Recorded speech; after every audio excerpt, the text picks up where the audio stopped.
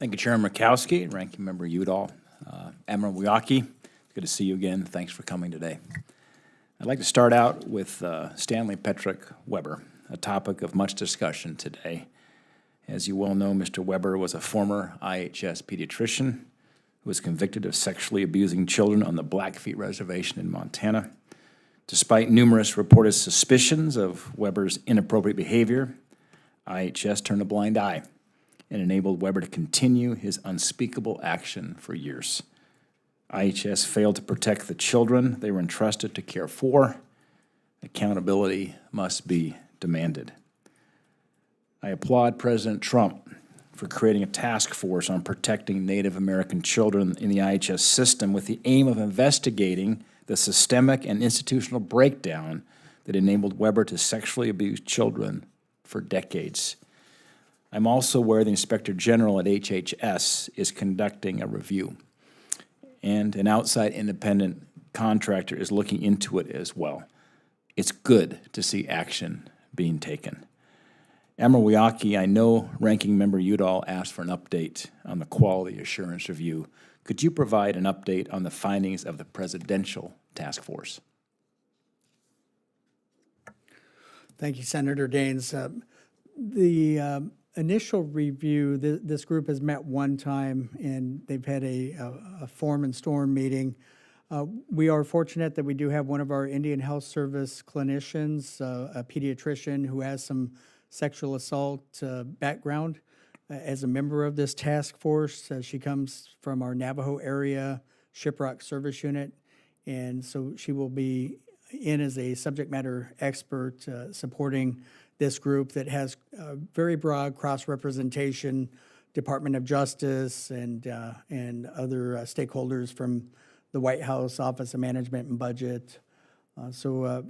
Their first meeting was really meant to scope their project. We anticipate that they'll be taking a much bigger picture view of not only the situation and how the Indian Health Service has dealt with it, but also potentially some jurisdictional issues, some crossover from FBI and tribal law enforcement, and how the agency communicates and hands information back and forth between law enforcement and healthcare.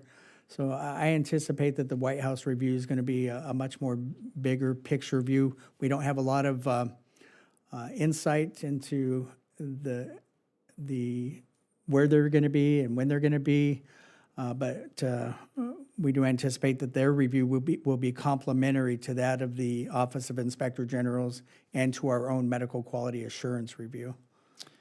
Admiral Wiyaki, thank you. I want to thank you for responding to my letter. It's a letter I sent to you back in February asking what steps would be prevented to ensure that this never happens again with what happened with Stanley Weber, and what steps you'll be taking regarding accountability to prevent the systemic failure from ever happening again. You sent me a letter back. I received it yesterday, so thank you for that. I appreciate it.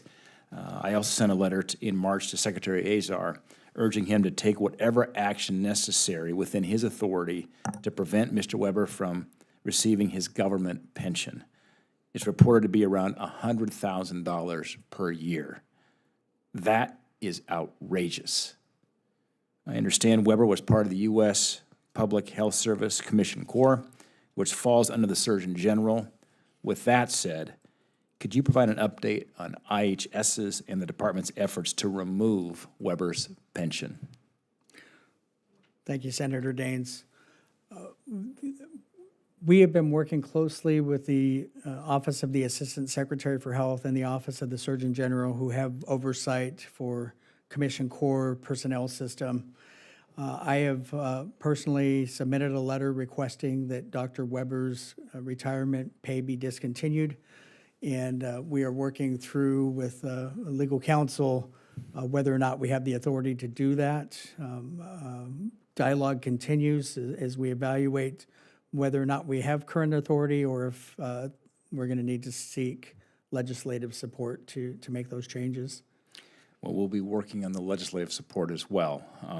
And I want to encourage you and Secretary Azar to continue pursuing every possible avenue to hold Mr. Weber accountable and to strip Mr. Weber of his pension. It's shocking that a government employee can still receive a pension after being convicted of sexually abusing children. That is unacceptable, which is why I'm going to be taking action, introduce, in fact, that bill today to fix this very flawed system. It's called the Denying Pensions to Convicted Child Molesters Act, and it will do exactly that. Any monster who is guilty of the unspeakable crimes that Stanley Patrick Weber was convicted of in Montana will not receive a federal government pension. A convicted pedophile should not receive 1 cent of taxpayer money in retirement benefits.